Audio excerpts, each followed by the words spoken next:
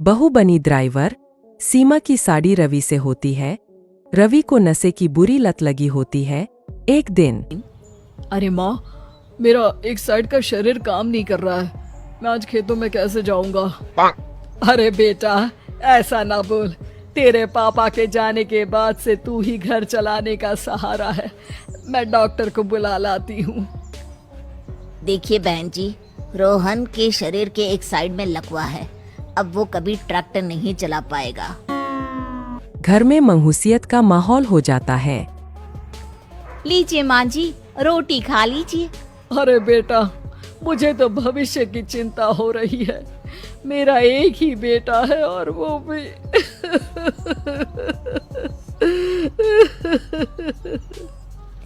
माँ जी, आप चिंता न करें। जब तक ये बीमार है मैं खेत जाकर काम कर लिया करूंगी।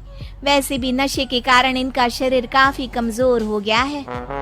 अगले दिन सीमा खेत में जाकर काम कर शाम को घर लौटती है।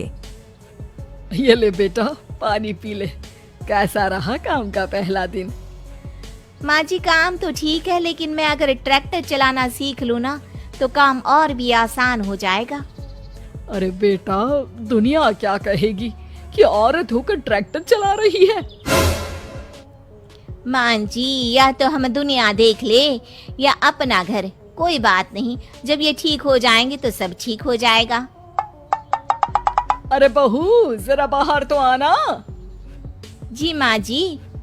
बहू, तेरे मामा जी आए हैं, तूने बुलाया था ना?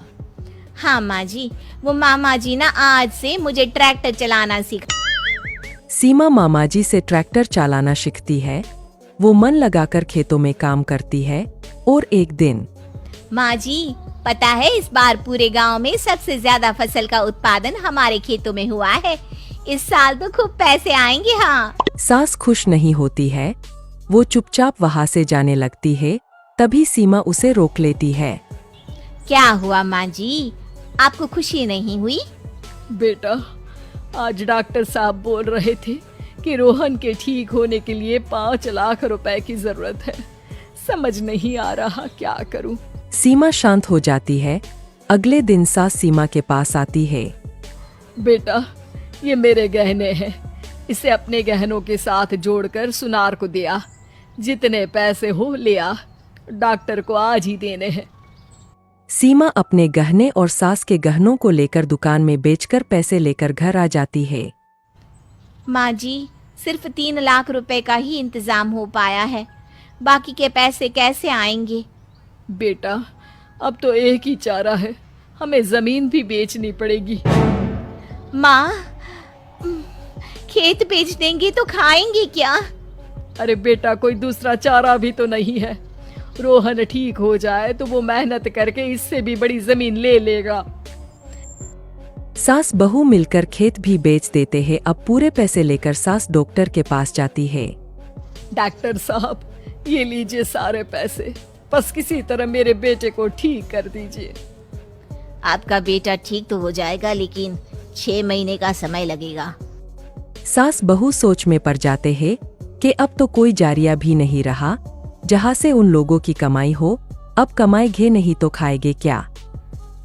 माँ जी, मेरे माता पिता ने लड़की होने के कारण मुझे ज्यादा पढ़ाया लिखाया नहीं, लेकिन ट्रैक्टर चलाना सीखकर मैं कुछ काम करने के लायक तो हो ही गई हूँ।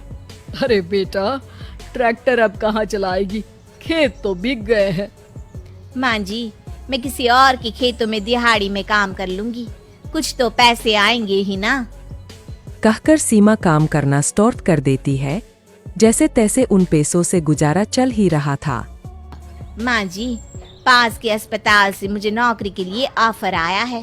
पैसे भी ये 4 गुना ज्यादा मिलेंगे और अब खाने पीने दवाई के साथ हम कुछ पैसे भविष्य के लिए भी जोड़ पाएंगे।